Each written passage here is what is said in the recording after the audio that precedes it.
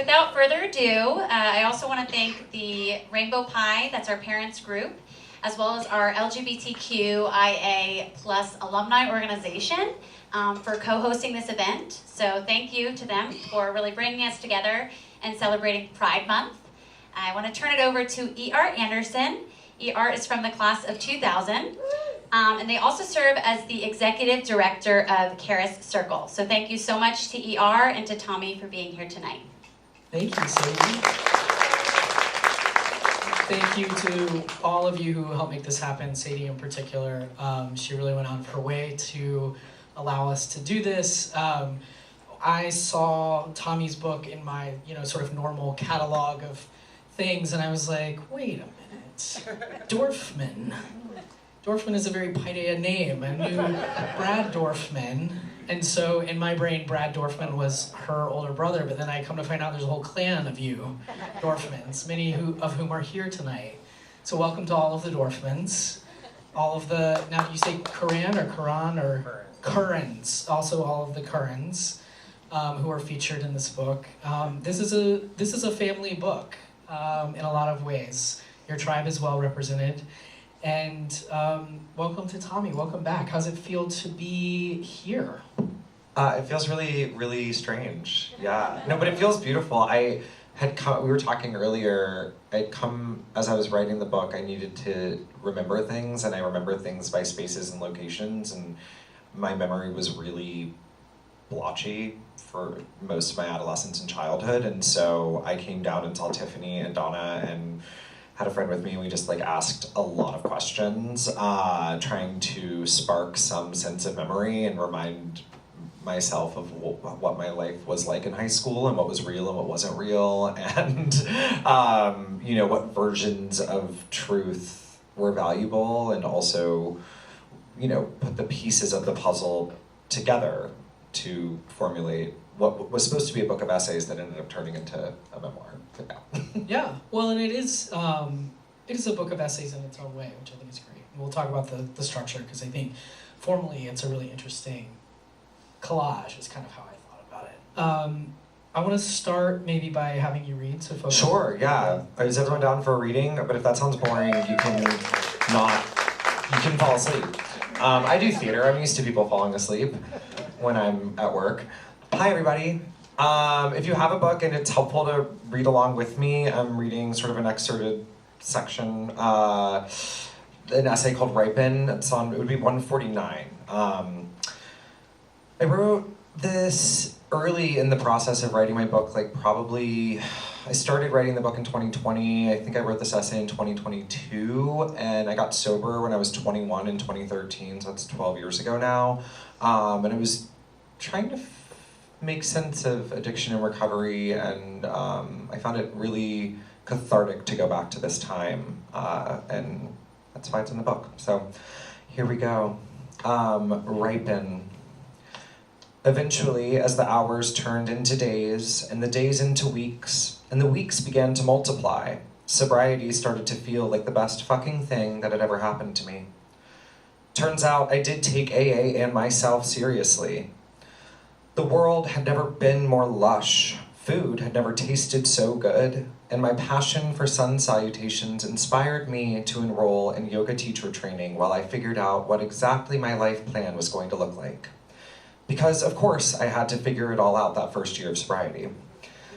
The summer sun would fill me with an urgent optimism as I city-biked my way from a 7 a.m. meeting in Greenwich Village, out to Soho for yoga, then back to the apartment I moved into with Peter, my now ex-husband, at 89 Christopher Street, then eventually acting classes in Tribeca. I would experience the highest of highs, teetering on the edge of mania at times. Turns out the sober girlies had a term for this. Pink cloud.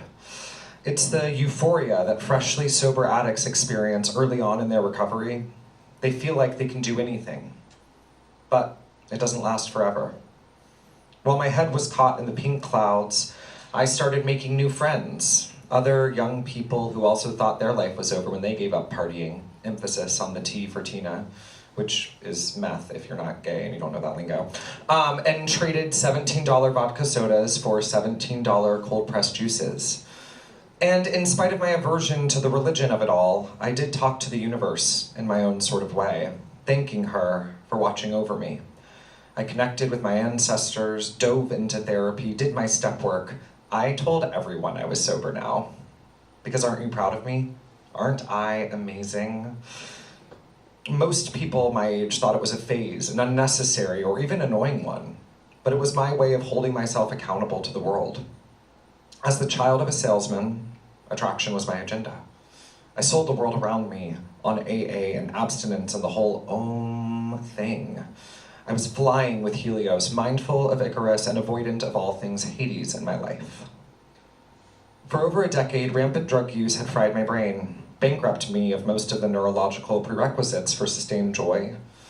And a few months into sobriety, suddenly my neurotransmitters began to come out of their comas. They began bubbling to the surface. Dopamine, serotonin, oxytocin, endorphins.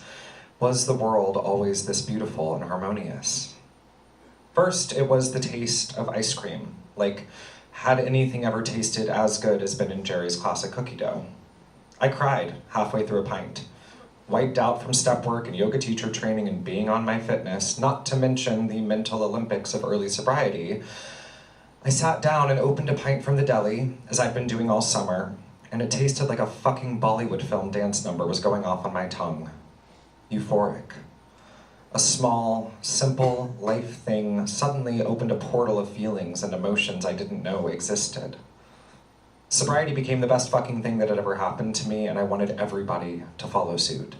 I preached to friends, drug addicts, family members, strangers, pushed through glossed over eyes to try and make the world see how much happiness sobriety fostered. In hindsight, it was less about convincing other people to get sober as much as convincing the world that I had my shit together.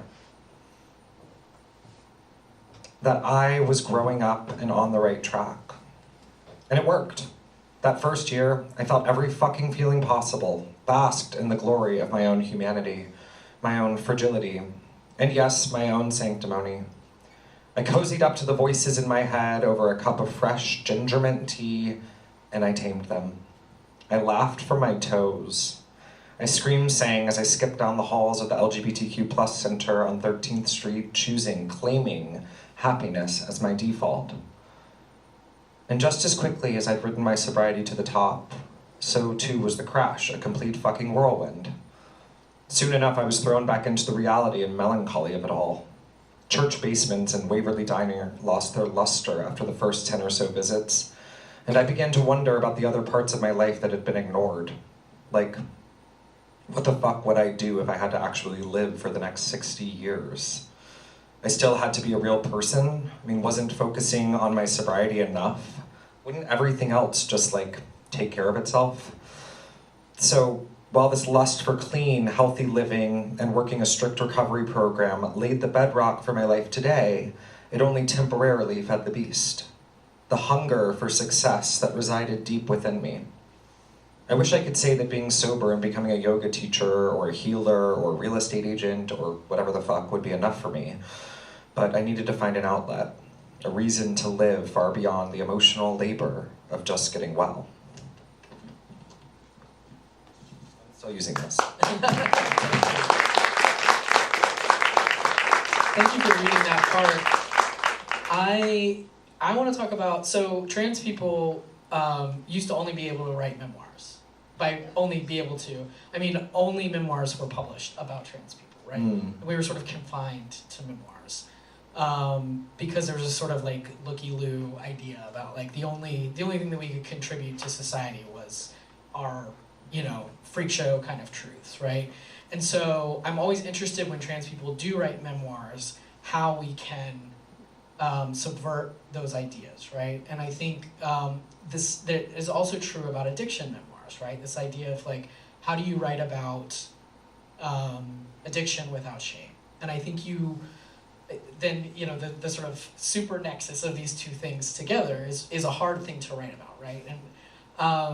And I think you do it well. And I think the sort of entry point of sort of secrets and memory is a really important one. Because I think one of the things that we often don't get to, we're letting all of you cis folks in on this conversation, but I think one of the things that's hard as a trans person and someone who is an addict is when does your lying about yourself begin, right? Because lying for survival is not dishonorable, right? And I think our culture teaches young children, especially young genderqueer kids, to lie to survive. And we see this in your childhood, right? You were a very happy kid. And then you realize, oh, maybe it's better. Maybe I'd be more accepted if I literally burned my girl clothes. And so addiction is also a survival in a way. And so I was thinking a lot about those threads coming together and how we often pathologize things that are really our body's way of helping us navigate things before we have language or before we have support. And so I wondered kind of how you felt as you were thinking about like, oh man, I'm gonna write about these kind of third rail things in our communities. How did you think about what you wanted to contribute and sort of having an in-group conversation in public? Hey, yes, yeah, agreed, all of that. Okay, let me breathe and focus for a second. Yes, so I didn't, the plan was never to like write a book. So I feel like that's where I want to start.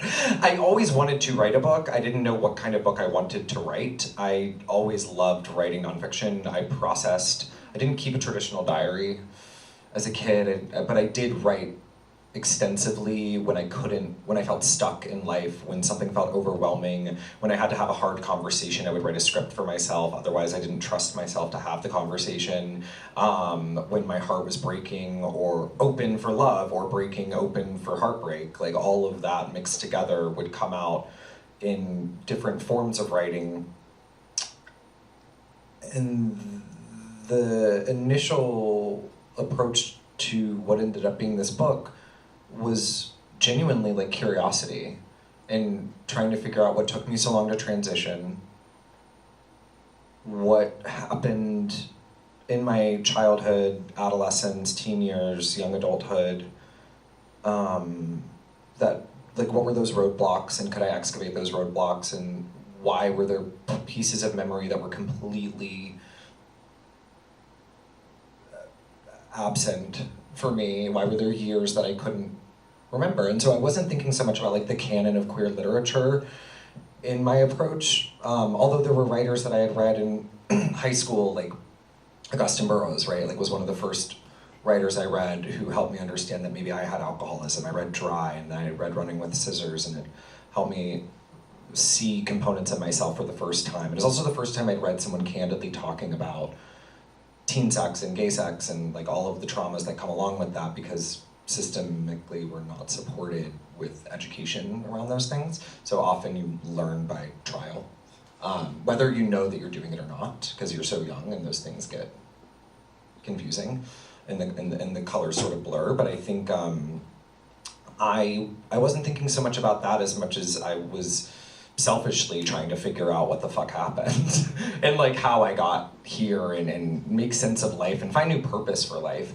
And in that process, I felt that, oh, like maybe there was something that I could offer the world if I took enough time to do it and focused enough energy on it and was willing to be really vulnerable, because I do think stripping myself, like learning how to not lie because I'm actually getting to be myself, to piggyback off of what you're saying, was another type of schooling I had to do in adulthood, because I had to like realize that it was actually okay to be myself, and then with that meant I had autonomy in various aspects of my life, and I didn't have to do all the things that had been prescribed for me or that were societally expected of me. Even though I was constantly, as I think probably teachers in this room could attest to, challenging a lot of those systems, I wasn't doing it with awareness or care or grace or sober. So having those elements were really helpful. I think I wanted to offer my really specific experience of being trans and an addict and in recovery, in the hopes that with that specificity, there would be like an emotional resonance that anyone could latch onto, not just a trans person, not just a cis person, not an ally. You know, I mean, hopefully an ally, but I hope not too. I hope those people pick up the book too. But I think that in that specificity, at least for me, as someone who's never read a book by a trans person that deals with both, and deals with recovery. I think I was trying to focus as much on recovery as well and try to strike that balance, because, I don't know, I've read Trans Girl Suicide Museum, and like I've read some of like the darker addiction narratives around that trans people have written, but I think I just felt like an interesting offering by the time I was, I don't know, 100 or so pages into it, and decided that maybe I would try to find an editor that would work with me and put this thing together and give me the time and space to continue that sort of research of self and identity. But I wasn't concerned, I tried not to be concerned with what existed, or with filling a gap that didn't exist, so much as just being honest with myself and how I approached the work and what felt available for me to share with the world and what I had enough perspective on to write about, in the hopes that, like, again, that specificity would draw in the audience it's supposed to draw in. Yeah, I think, you know, the structure of the book also kind of gives people a lot of different entry points. So I'm wondering if you maybe want to talk about literally the construction of the book, sort of how you chose the different pieces, what you pulled from different parts, because it has kind of a collage feel that I think a lot of people will relate to different parts of the book. I really like books that I can read on the subway. I love fiction and nonfiction books that have different sized essays in them or chapters, because I don't know, I have ADHD, like everyone does now after TikTok, I guess. We're all self-diagnosed. I'm not, I'm medically diagnosed. But anyway, I think that it's just also some stories are only half a page. And that's just the truth for me. It's like, I write screenplays mostly now professionally, and it's my first time writing a book, and I realize that sometimes I could say more in like a pithy poem than I ever could have in a 20-page essay. And so the structuring around that, I felt liberated in that sense. Also, not having gone to school for traditional writing gave me a lot of freedom in how I would approach writing a book, because I didn't have voices telling me that was the wrong thing to do. I only had myself being like, this feels like the right thing to do, and just kind of squirming my way through it. I do a lot of tarot, which generationally, I don't know, there were people who call it, well, you still call tarot, you say tarot. I say tarot. So yes, this is what happened. Oh, okay. Yes, no, thank you. You're setting up my joke well. It's not really gonna be a joke because you're already laughing. No, but I had this situation at a book event last week where this guy was asking a question when we got to the Q&A portion, and he was like, the tarot, and I was like, I don't know what you're fucking talking about. And then I realized there's a generational gap of how we pronounce tarot. Tarot. Anyway, whatever. It's like Ralph Lauren. Tarot, I talk about this. I have like an introduction to tarot in sobriety and like in living in LA that became a part of like my spiritual practice in sobriety. It was just like I needed like anything to not focus on myself, and I found tarot a really interesting, fun card game. It was like a good party trick, but it was also a good way to self-reflect. And I don't know, in my best days I'm very witchy, and I feel like I can speak to my ancestors, and in my worst days I can't. I don't know. It just helps me. I'm gay. I don't know.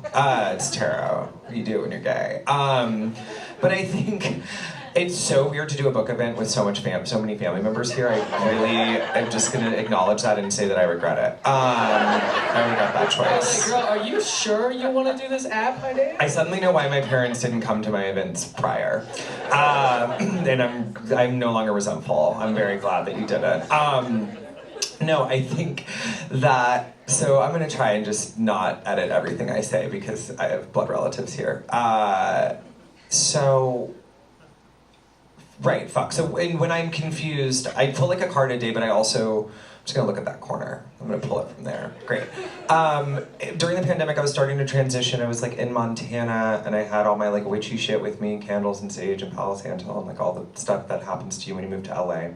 And I was in Montana, and I was doing my namesake was born there, and I'd never been there, and I was having some like I felt like this connection to my uncle who I didn't really meet, and was with someone else's family, and I hadn't seen my family in months and months and months, and was just feeling this like strange.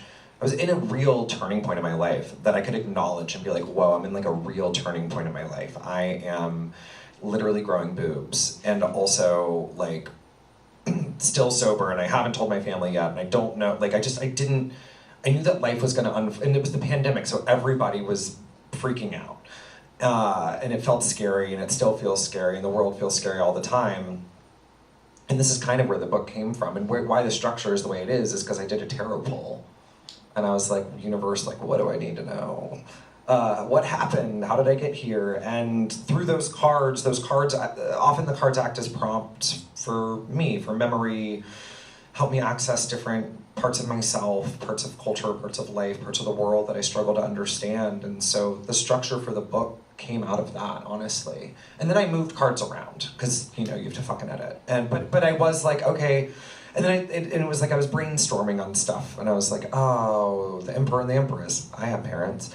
Hierarchical figures in my life. The lovers. I have versions of that, positive and negative. And then it just kind of all came together in its own weird, magical way that I just like let go of what I thought it should be and tried to take the approach of letting characters being versions of myself, fragments of self, guide me.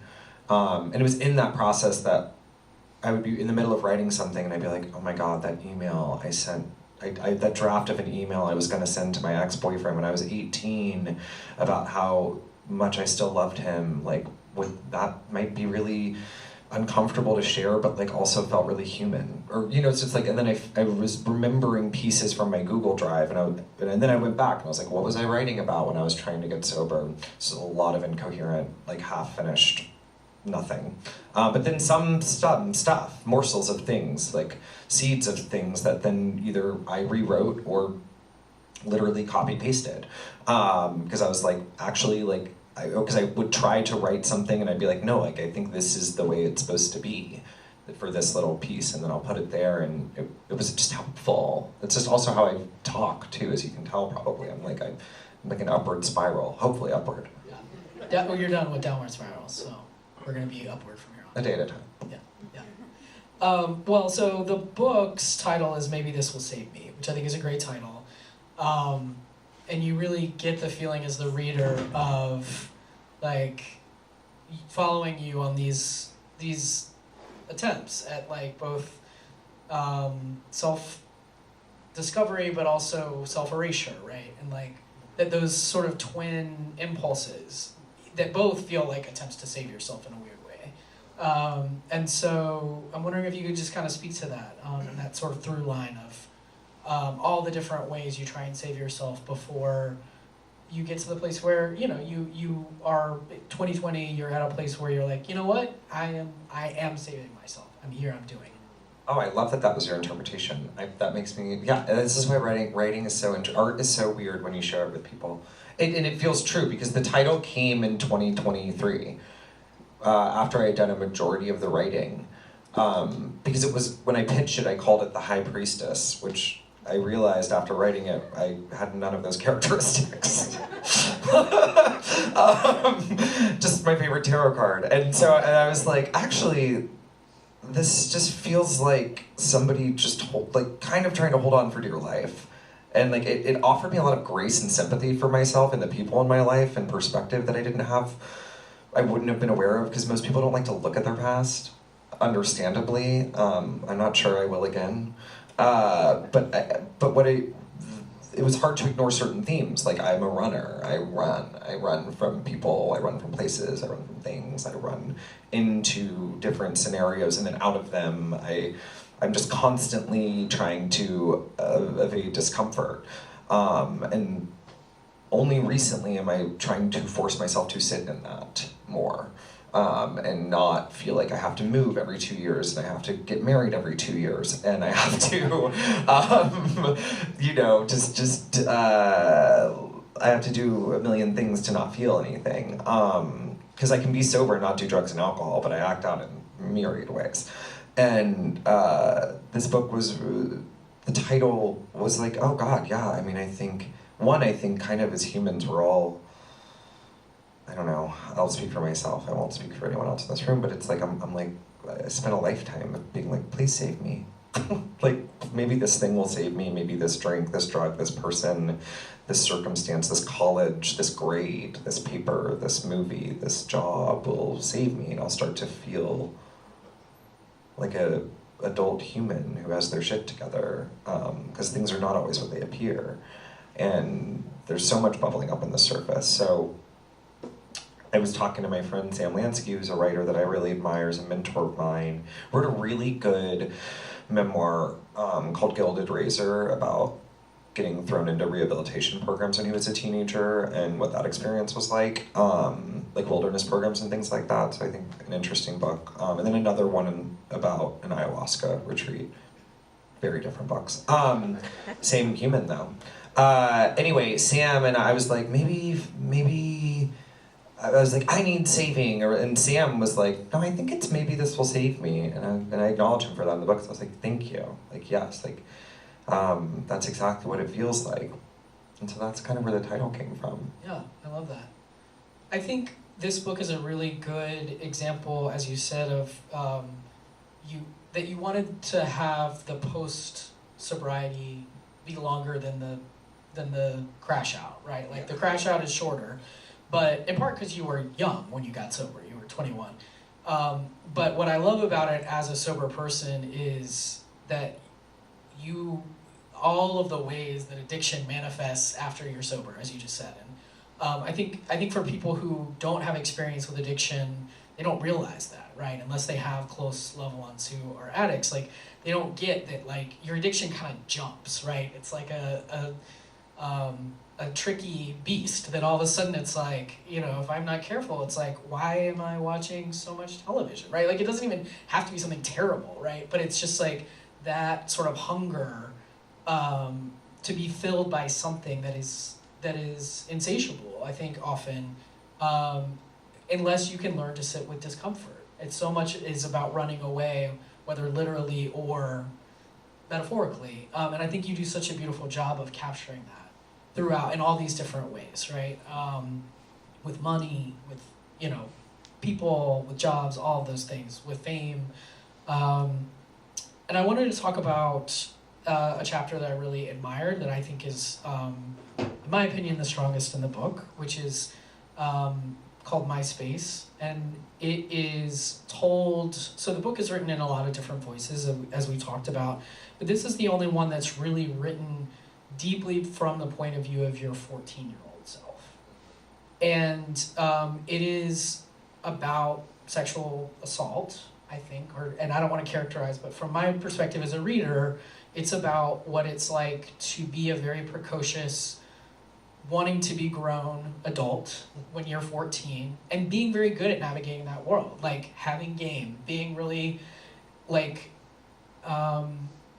being mature in all these ways, and having agency and having will, but also getting into a situation where you are not able to give consent. And your adult self, as the writer, knows that, but your child self that you're writing from knows that, doesn't know that, and you keep us in that murky place. And I was trying to think of another book that I'd ever read that did that, and I don't think I've ever experienced that. But I think that is very true to that young teenage experience of being sexually, interested, but then being taken advantage of by an adult and not knowing how to stop it. And I just thought that was so powerful and so important. And I do think, I hope that young people will read that chapter. And I imagine it was like a really complex chapter to write. So I'm wondering if you could talk about that and the choices around that. Yeah, sure. Well, sort of what I said before, which is, I think I don't know, learning about sex, especially in Georgia, is just a complicated endeavor. I mean, I think there's a lot of privileges if you went to the school that we went to. We had maybe a more robust curriculum than obviously public schools do here, and even still, it's a really confusing thing to navigate, and parents of queer kids don't necessarily know how to navigate it, and queer kids maybe know more now, but when I was growing up, I didn't have, I mean, it was a trial and error, and it was a lot of error, and then there were a lot of beautiful times too, and I think my whole life I never felt like the age I was, and so I was curious about, like, why is that? Like, what was my obsession with being a grown-up about? And I think it's just like, it was just an innate thing that I wanted to be older than I was. I wanted my life to look a certain way and be a certain way, and I wanted to just like have autonomy and freedom and things that it seemed like adults had. But I tried to write about my experience, sort of like losing my virginity as a gay kid, from an adult perspective, and I just couldn't do it because I was like, fuck you, fuck you, fuck you. Like, there was no story. It was just like, fuck this guy. Like, I could not do it. Like, it became very, like, this man is evil, and I was, all of the resentment and the anger and all of the, like, shit came out, and it was productive maybe in, like, a therapeutic way, but it wasn't good writing. And it didn't feel like, it just wasn't good. It just was bad. And I decided to, like,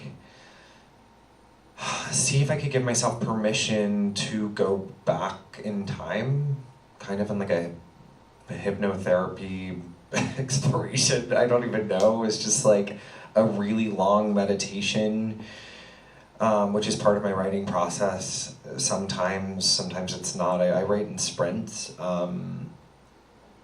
But I treated it like I've treated treatments for screenplays, except it was my life. And I just gave myself permission to be a little bit objective, but also let myself live in that. I mean, my job as an actor is to do this. So I was like, well, what if I did this with myself at 14? And I wrote about it from the present, and I tried to put those pieces together.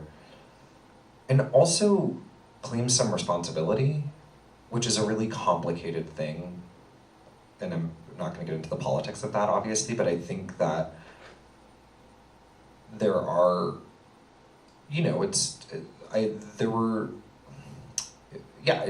an exercise that I needed to do, and I didn't know if it would end up being in the book or not, and it did. Once I wrote it all in one sitting, pretty much, and it's one of the longer chapters in the book, but I just kind of, like, had, like, a really focused time in that place, and it felt important to talk about. I mean, this is like why I think like Running with Scissors was so impactful for me, because it offered me this like a liberated queer teenager who was getting taken advantage of, and I felt like a deep resonance with that. But this like thing about having sex when you're younger, being queer, and like the internet had been a thing for a while, but social media was pretty new. So like this access point was new, so it was like that people could find you on MySpace, hence the title, or people could, you know, now find you on Instagram or TikTok or wherever, and you could like build a relationship with somebody who you never met. Like all of that felt very, I mean, there's chat rooms and there's other things, of course, but for me, like that was my through line. And I also, you know, was the only out kid as a freshman at Paideia. Sadie was the first person I came out to socially, like at all. And then everyone else came out after me. But you know, there was like one gay kid in each grade that was out. There were a lot of gay kids. But there was like, you know, and I'd already made out with one of them at Urinetown musical theater rehearsal. And so it was like, well, after Will Ramser, what do I do? And so, you know, it's like, I didn't have a lot of access, but I wanted to explore, and like all my peers were exploring. All my peers were like becoming sexually active. And so I had some like desire for that, of course. And yeah, and it felt like the way in which I could offer the truth of what that situation felt like, even if it's uncomfortable, even if it's like disturbing at times, even if it feels, I don't know, really, I know it's challenging for some people to read, and for other people, they're like, this is my favorite part of the book, and there are other people who are like, I didn't finish the book after reading that, you know, and that's completely fair. Like, I had someone who wouldn't blurb the book after reading it. Oh, wow. And I was like, fair, yeah, it's uncomfortable, and, you know, but that's also, I didn't write it to make people uncomfortable, I just wrote it because it felt, I needed to, and I needed to get it out of my body, and I think, it's something I think about, I've thought about a lot as an adult, is how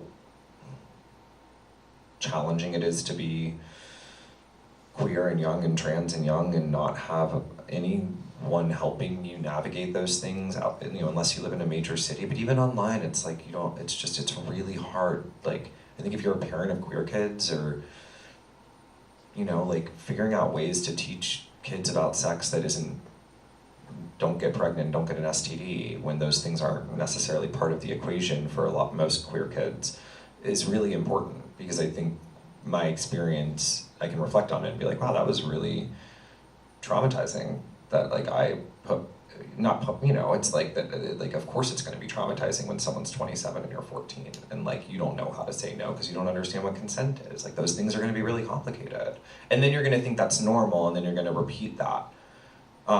Right? You're not going to. I did, but maybe you did too. But I think, you know, and then now I have enough perspective on it to write about it, and that's the thing. It's like, I'm grateful, I'm alive, I made it, you know, I got sober, I'm here, and I can look at that time, and I found so much grace for myself in writing it also from that perspective, and like less from the adult judgmental perspective, but from the actual like present day teenager excited space that, like, you know, like a crush and butterflies can feel like, even if they're not for the person they're supposed to be for, because you don't know that, because no one told you that, or you don't realize that, and you think it's okay because they're saying it's okay, but I'm not, you know. Anyway, yes. I thought that was such a powerful acknowledging that that 14-year-olds do have agency. I think that's one of the ways that we get stalled out in sex ed conversations. It's like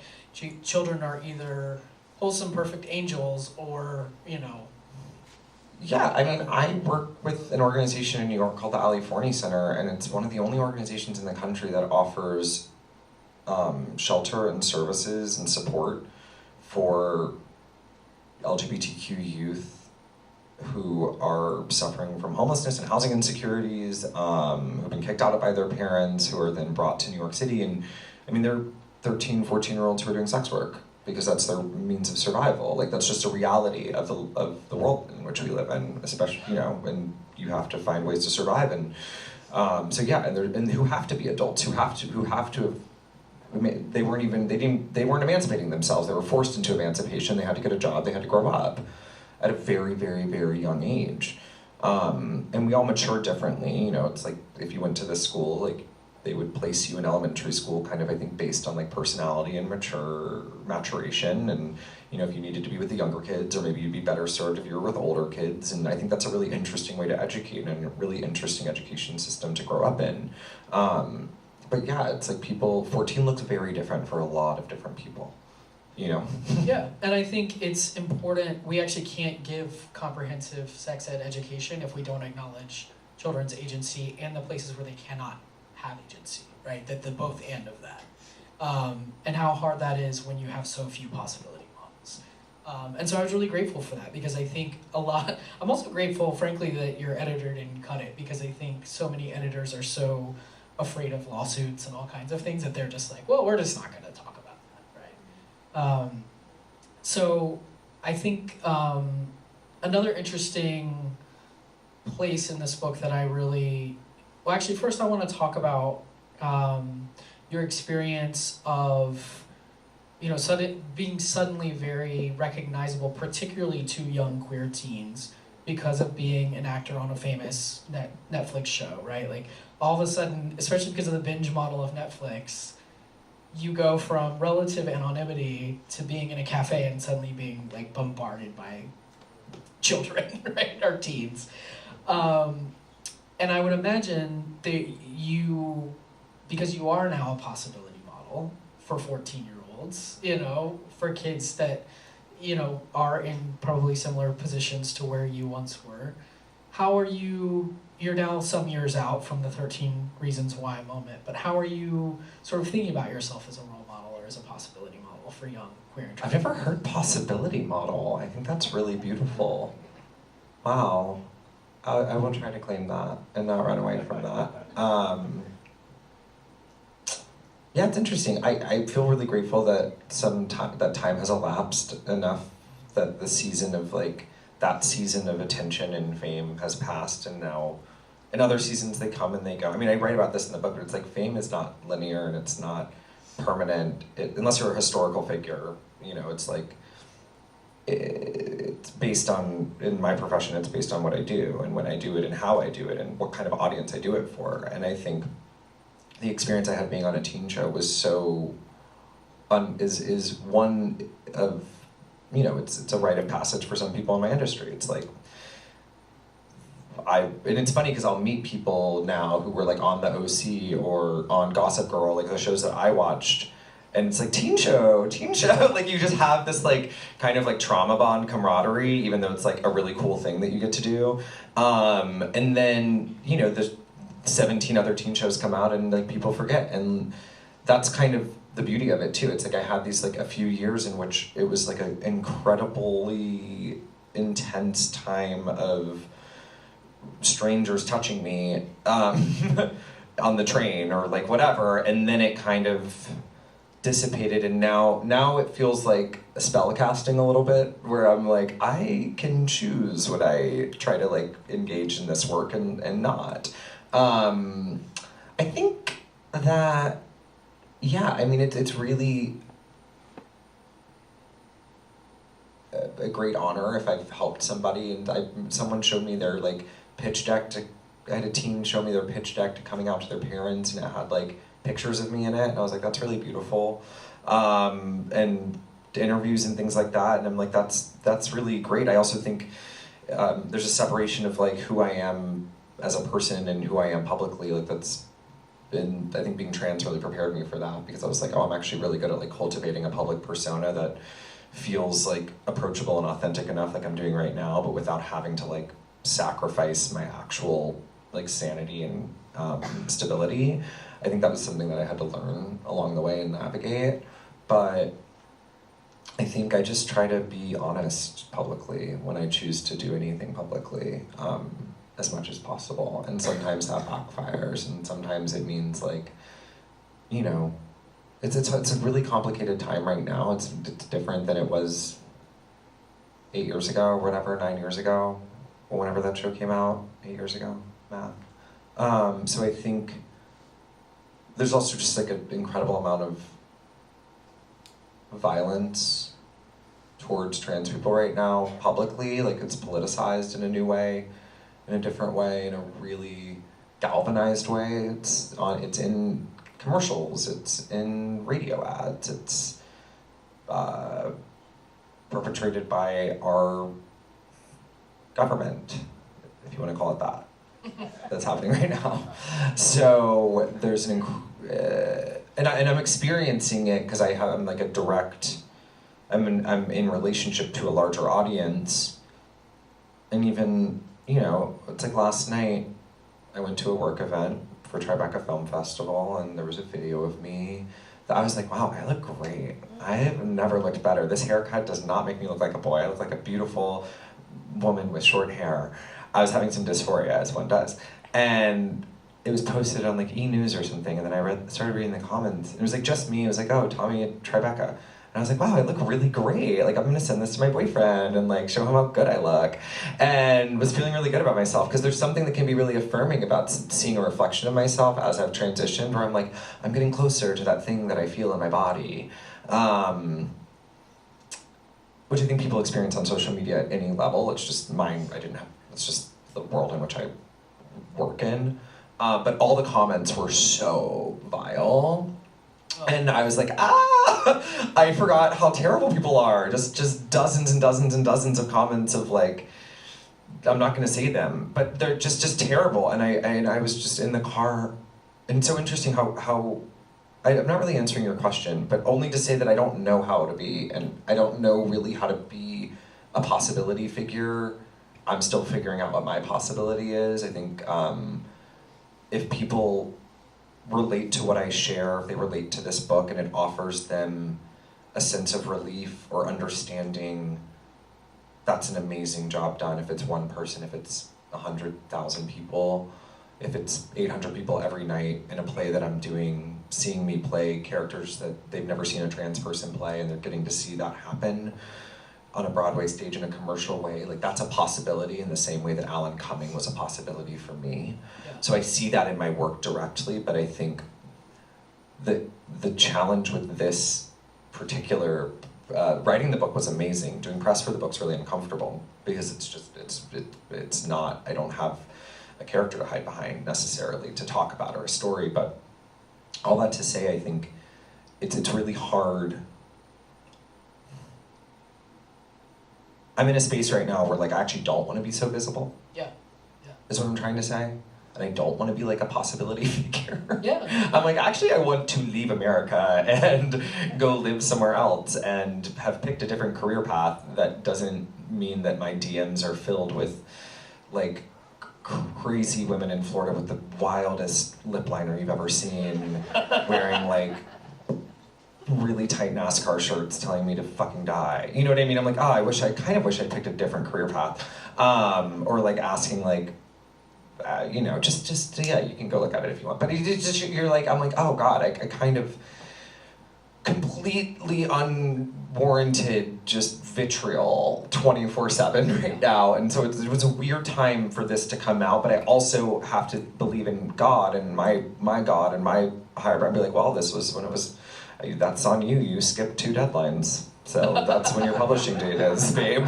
You know, and it's like, and I have to just trust that there's a reason that is, you know, with all the books being banned, with all the shit getting burned, with all the kids who want to fucking kill themselves right now because it feels like the world is out to get them because the country we live in is out to get them.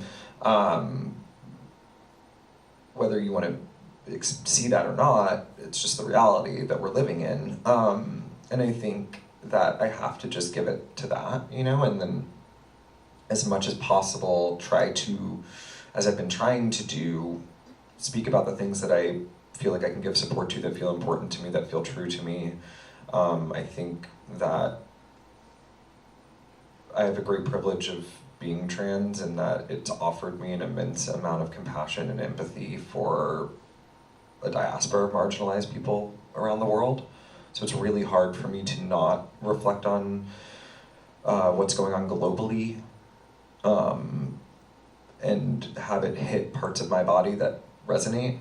And so it's been a great gift of my God to be able to have more empathy and compassion and access to that, just by way of like being, even with as much privilege, economic privilege, white privilege, all of the privileges beyond being trans that I have, still it is kind of a great equalizer of violence and bigotry to a certain degree. So it's there's that side of it, which is great, and then I have the added component of living my professional life being a public offering of sorts, whether it's through my body or through my words or through photos that I take. And I'm just kind of, in a space now where I'm trying to put most of my possibility shit or mentorship or whatever I can offer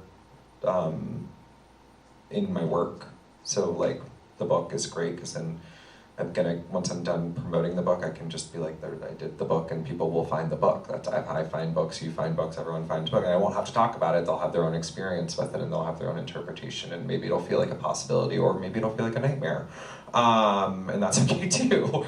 But it's the same is true for, I directed a movie that comes out in theaters this fall. It kept getting pushed back and I was really frustrated. And I was like, oh no, actually this fall is a great time for a movie about a non-binary kid who got kicked out of their parents' house to come out. It actually, like, needs to come out now, and there's a reason that these things happen the way that they happen. And but I do feel scared in other ways, and it feels really, even walking through the Atlanta airport, it's just like sticky. It just feels sticky in different ways. Yeah, I mean, I think the atmosphere has changed dramatically in the last couple of years, and I think it lives in our bodies in a different way. And I think trans men often are just invisible in culture. So, all these laws that are being passed, it's like, trans women in sports. Nope, they're not worried about trans boys playing on the football team, right? Like, they don't care about that, right? And so trans people in culture, even within our little niche, like, we have different experiences of violence and of surveillance, and the things that we are accused of are different, right? Yeah. By transphobic people. I like to pretend that all of those NASCAR women are just bots. Oh. They're all just. And I love NASCAR. I have a lot of nostalgia for NASCAR. My parents used to bring me to NASCAR. I think we have to reclaim all of our good redneck. You do that. Activities. I'm staying in New York. Yes. I have to wear T-shirts that proclaim my leftist stuff because they just think that I belong in NASCAR and stuff. I mean, but like, I'm jealous. It's interesting. It's like I have a lot of trans masculine friends and trans feminine friends and trans people who don't want to ever medically transition friends and people in every letter of the alphabet, as I've already been in this lifetime. And I think that, there is something that happens with the more like binary trans people where privilege swaps. And trans men tend to like pass sooner than trans women do, and the stigma is feminine men in general are more challenged by society, I think, than like more masculine women at this point, at least like culturally in different ways. It's like feels like more of a threat, and more of like it's more fetishized to be a trans woman, I think, in a lot of ways publicly. I don't mean that in a sexual way either. I think it's just drawing a different kind of attention, like men in women's restrooms is a great headline. So it's interesting. And then when you want to like continue to claim identity, even if you are passing, I don't know what that's like because I've never. Does everyone know what passing means? Okay, just like who's the audience? It's like I've never passed, and that passing's never been like part of my idealized version of self. Because I just, career-wise, I was just like, I'm never gonna no one's gonna forget that I was a twink on a teen show. That's just gonna be a thing that everyone's gonna remember. It's like, people will forget or people will have not seen it, but it felt like an impossible mountain to climb. If I was not a worthy goal. Yeah, I mean, not always, but for some people, certainly. And actually, the more violent and conservative the world is getting, the more I think about passing. I mean, the more I'm like, oh, maybe facial feminization surgery is a great thing to get before I can't get it with insurance anymore, because it will offer me more anonymity in public spaces and give me a chance to maybe experience what it's like to walk around on the street and feel at ease, which is an experience I've just simply literally never had. I mean, so I don't know. I'm like, it used to be a thing that was like, my body is politic and I don't give a fuck, and like I do what I want to do for myself, but then at what point am I doing harm to myself by not giving myself an opportunity to maybe live a more peaceful life?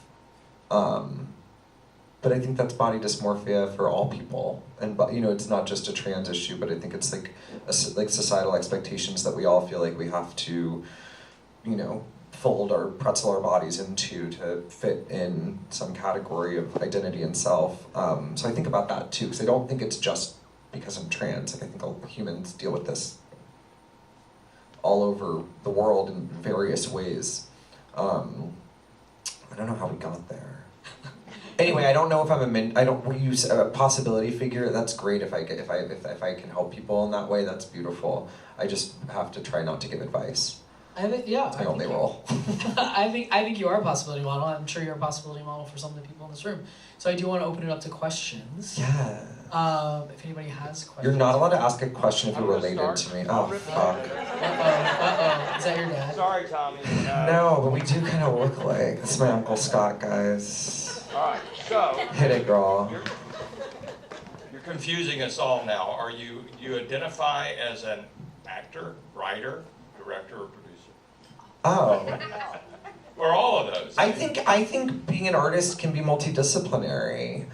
I don't think I have the attention span to only. The problem is, it was like I was just doing I was always doing writing, and I'd written scripts before I'd ever worked in television as an actor. I'd been writing and stuff, but being an actor sucks. I'm sorry. I mean, it's amazing. It's the best thing in the world. It is fucking brutal. You have no autonomy. Like, you're completely, with love, professionally, if you're seeking this out as a profession, you are completely reliant on other people giving you jobs. And it's not just one person, it's hundreds of people have to come together. The fact that any actor gets to work ever is a miracle. The fact that I've not actually done that much as an actor, but I've done a lot, and if it stops now, I'm like, holy shit, I got to do some plays and some episodes of TV, and that's incredible, because that achievement it's just so hard, and it's grueling, and it's like, and you know, most working actors are not Timothy Chalamet. Like, it just isn't the reality. And to answer your question, Scott, professionally, I just knew that I knew really early on that I was not going to fit a certain model for actor, that there would be less jobs for me. And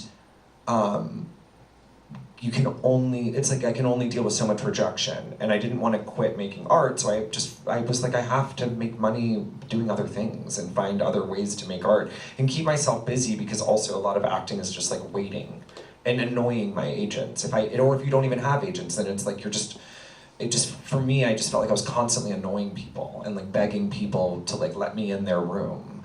And that just didn't feel good after a while. And I was just like, oh, fuck that, I'm gonna make shit now and see what happens.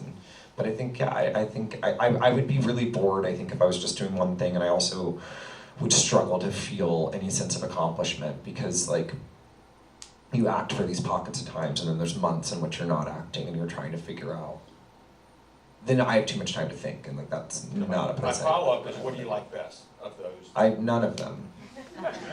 I love all of them, but I don't know if I like any of them. I think it's like, I like moments of them, but it's all taxing in various ways, and I love what I do and I like what I do, but like, there's no hierarchy in it. Like, I have to go and write, I have the opportunity to write a movie this summer that I've been developing for years and years and years, and pitched to various places over the years, and found someone to pay me to write the script. And I'm dreading it. You know what I mean? But it only, or maybe you don't, but it's like, if you work can feel like dread, and it can feel like an amazing opportunity, and all of it. Many truths can exist. So I don't like any of them more than the other. I mean, honestly, if I could have just have done the play I was doing on Broadway for the next 2 years, I would have been fine. I would have been happy. It was great. I now don't have an emotional outlet that's that extreme, and I'm certainly struggling with those parts of myself now. But yeah, I mean, I don't think there's one that Daddy. I'm just kidding. That trumps the other. I hope he dies today while we're in this room. Okay, next question. Yes. Or no, Sadie picked. Fuck my tea. She's an alum, so. So I'm interested in, because in sobriety and in AA especially, it's very God talk, God, and especially being in AA in the South, it's a lot of white Christians and those morals, and so I'm interested how you came to terms with your own spirituality and your own concept of God or the universe, and being like, oh, this is okay, this works for me, and not feeling, I guess, the pressures of what AA wants you to be. Right. I had a lot of challenge. I didn't know how to talk about my sobriety without talking about 12-step because that's how I got sober, but there's like a deep principle about 12-step and no press, radio, or films.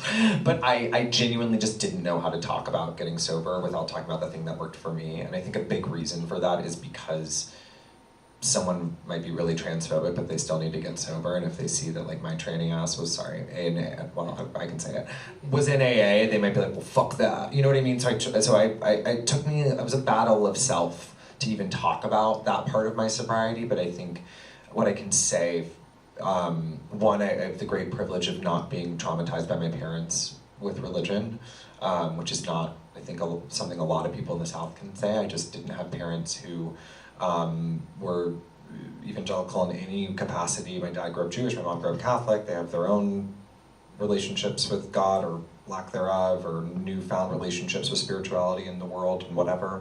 So I had like prayers that my mom would say going to bed, and temples that I would go to for family members, bar mitzvahs, but like I didn't go to Sunday school, I didn't have any of that. So I came in with a lot less fear of God, if you will. I mean, I was like, God weird, religion boo, but like, it wasn't like I didn't like hate God, I just didn't care. Like I was kind of, I was agnostic. Yeah, I wasn't atheist, I was like, take it or leave it, I don't know. And I think the term God is easier for me because it's just a really easy word to say, for me. So I say it, I use God, but I think my approach with 12-step and sobriety and what's worked for me is that anything that can show me that I am not in control is something that feels like a power greater than myself, period. And like that's the thing that helps me the most. So like I write about this, but like it's like, can you stop the waves? No. Great. That's something I can't control. Because I do want to control everything and think that I can, and I want to figure everything out all the time. And so this idea of like surrender in relationship to the universe, and there's stuff that's out of our control constantly. And so I spent a lot of time thinking, reflecting, paying attention just in my day, and being like, oh, the subway door's closed before I got there. Can't stop that train. You know, it's like, and you start to be like, oh, wait, the world is moving and I am maybe the center of my universe, but I'm not the center of the universe. And like, I don't know, it's just like, I was able to zoom out in different ways. I do think, I've been to meetings in Alabama, I've been to meetings in Georgia, I've been to meetings all over the world, at least the places in the world that I've been to. And it's different everywhere, you know, and I think there's no one way to get sober. I know people who get sober without 12-step, they do their own thing, they find their own way through. Atheists, like people who want nothing to do with even like the idea that like anything could be bigger than themselves. To me, it's just like, I don't drink and I don't do drugs, at least today, and as many days as I can, and it helps me to know that like I'm not alone in that. Like that sort of like group of drunk mentality, regardless of being a 12-step or not. Like it's just helpful to be like, oh right, like this is like a, but then I also got really medical with it for a few years, where I was like, I have a disease. And it's true, I do. Because I think like even before I was drinking or doing drugs, like I had behaviors that would be like that. And I see it in my friends' kids, I'm like, that's an alcoholic. You know, and I'm like, ha ha ha, you wait. You pick out the trans ones too? What? Or you like that one's trans? I mean, I definitely am like, oh, that person feels like they could be a girl when they're older. But I'm not like, hello, little person in my family. You're trans. I'm just like, you'll call me when it's time. Which is kind of what like my queer elders in my family, the singular one I had that was out, did for me. You know? You'll get there one Call day. me. I called her when it was time.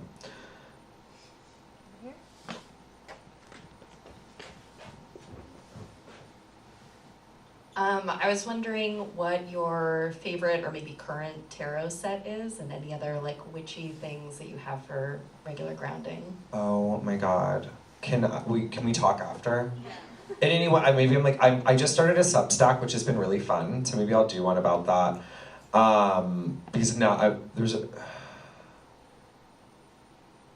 I'm not gonna remember the name, but the tarot deck I've been using, and I can find it for you in like 2.5 seconds because I send pictures of it to people all the time. And I think I posted a picture of it recently.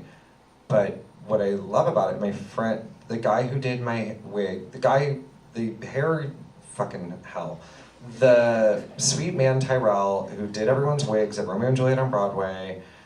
I had like different tarot decks, you know, like the Wilder one, and I had like spaghetti tarot. Like, I mean, literally just had like random shit in my dressing room and crystals. Gifted me a deck at the end of the show, towards the end of the show, that was created by a trans person, and it was like the lover cards for trans, and I just had never seen it. It's just, like, and the illustrations are so beautiful. Tarot. So I will tell you that. I do often go to that store when I'm in Atlanta in Pond City Market, and I feel like they actually have really beautiful, I don't know what it's called, it's on the second floor. Modern Mystic, there we go. They have really beautiful cards, crystals. I do a lot of like new moon and full moon things, and there's like different candles for that if you want, different occult things you can get into. Yeah. Strawberry moon. Bring it in. Chani Nicholas is like my favorite astrologer sort of public figure. Her app is really great. Highly recommend, because within it, all of your basic astrology, but also complex astrology, also not driven by AI. There's like 30 human beings who are writing every piece of that app that gets dropped daily, weekly. She also offers meditations, journal entries and prompts, ceremonies. I don't know if you're familiar with the app at all. You are. So you're good. But Chani's, some people aren't. Chani's amazing, and has helped me a lot over the last 4 or 5 years, and we've become friends, which I'm really grateful for. And she, I think, put my book in her newsletter, which is probably like the biggest newsletter to ever feature my books. I feel very grateful. But anyway, I love her. But I'll share photos with you of different decks that I have around my house. I will just put a little plug. Charis has excellent. Sorry, Charis has the best tarot. decks as well. Do not go to Mystic Magic. You can go there too. They're cool. Don't go there. But just saying. Sorry. No, you're good. You're good. They're not a bookstore, so it's fine. And then this High Priestess tattoo is from a deck that I love, but I'm not gonna remember the name. I'm sorry, but I can find it for you. Yeah, There are other let's questions, take sorry. this one last question here. Tiffany. From Tiffany. The queen of this school, honestly. It's so good to see you. So recently I was reminded very powerfully about, like during COVID when everybody was in their homes watching TV, reading books, listening to music, art saves lives. And I feel like that kind of ties into your title, Maybe This Will Save Me. So I just thought maybe if you and also Yar could comment on how you feel about that phrase, art saves lives. Oh, I love that phrase. Yeah. I mean, I think it saved my life. It's like the only thing that I've ever been, like, felt really good. Like, I felt like I was good at, honestly. Like, I'm really bad with, like, math and numbers and budgeting, and I'm really bad at, and my dad's laughing. I'm really bad. Not bad. No, I am. What it is I just don't care about other things. I kind of only care about like the story, like stories and fantasy and play pretend and magic and fashion. But that feels like dress up. So naturally, yeah, and that's art. So I think for me, it's definitely saved my life. I don't know what I would have done at Paideia if I wasn't doing musical theater. And had cool English teachers and history teachers and things like that. But I do think, yeah, like, or ballet as a kid, I don't know what I would have done. I think I would have fallen apart. And similarly, like art, kind of every day. Yeah, it's kind of the only thing that I know it's what I love about it is that it doesn't have to be shared. About that a lot. It's like anyone can be making art. It's just like I make a lot of art that I never want. I mean, I had a whole phase during COVID where I was making pop music that I will never play for people. It's terrible. I think I sent it to my dad, but that's because my sister makes music, and I was like, well, listen to my song. But you know what I mean? I was like, aren't you proud of me? Love me. But I think like, but yeah, it's like I've done a lot of shit that I would never want anyone to ever see, but purely because it was like an experiment, or I needed something to do to get out of myself. And now I feel like it offers me, I choose to share my art when I get to share, when I want to share it, because it does offer a certain amount of community and connection. And collaboration. Like most of the fields that I work in outside of, but even writing a book was incredibly collaborative, because I had an editor, and I had publishers, and I had my agent, and I had people that I was constantly talking to, and I had like an assistant that was helping me organize my like crazy thoughts, and like just, you know, there was like, and I had family that I came to school and I asked questions, and it still collaborative for me. But yeah, I think it combats my sort of like loneliness epidemic that I think all of us suffer from to a certain degree, but I definitely do, where I can be in a room filled with hundreds of people and feel entirely alone. So I have to find ways to connect, and I think that's through art. How about you? Yeah, I think books save lives, so that's why I've been a bookseller. I started at Charis when so I haven't gotten my gold watch yet, but I am They give you a gold watch. No, I'm so sorry. they sorry. should. So somebody should. Scott? Yeah. So they, but yeah, I mean, I'm grateful to the people in this room who helped me love stories from a young age, like David and Catherine and Donna, and I see John here too. Thank you to all of the teachers in this room. I do feel like, for me, books were possibility models. You know, thinking about the people who, like, there were not that many queer and trans people that I knew in the real world at that age. And being able to read books helped me realize, like, oh yeah, the world is much larger than I know it to be. And also that, you know, talking about that empathy piece of like being trans helped you kind of be more empathetic to the global suffering in the world, but also just like the empathetic to the world in good ways. I think reading does that, obviously, and I think it's the only way you can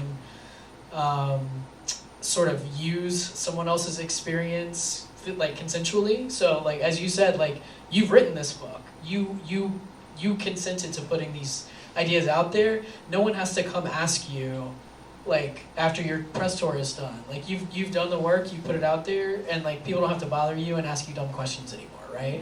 Oh, they will. They will. But you can be like, I wrote this book. It. Please go read this book, right? And I think, you know, so often people are like, well, how do I learn X, Y, or Z? It's like, there are so many books that people have consensually chosen to inform you about these things, and I think that's beautiful and it's exciting, and there's so many ways that we can learn about the world from each other's stories. And I just feel very lucky for that, and getting to help put books in people's hands. So, yeah. It's a great gift. And I will say, because there are some young people in the room who I don't know, and maybe you are an artist, or you want to make art, or you do art, or you already are making art. I think, like, this sort of to harken back to my uncle's question about disciplines, I barely got through college. You know, I think, like, you can, like, this idea that, like, you have to have some, like, I don't know, Carnegie Mellon or Art Institute stamp of approval, like, when you're younger, like, this feeling that I had, at least, which was, like, all the kids in my grade were going to these really cool, great schools, and, like, I couldn't stop doing cocaine, so I couldn't apply to those schools. And I sort of just, like, figured, you know, I don't know, found a way through, and you find a way through, and you find a way through. But all that to say is, like, you don't have to have most of my favorite artists have no formal training. They're just, like, creating, and they're making, and they're learning as they go. And I don't know, that's what I just wanted to leave with that, because I think it's important, and it felt like it tied into art saves lives. Like, you don't need to have, like, classical training to approach the work that you want to make, even if other people tell you that you do, or your classmate did. Most of the people I went to acting school with don't work. And it's not because they aren't amazing actors, it's just like, I think you can get really bogged down in certain systems around that, I don't know, capitalize art and the craft of art and what that means.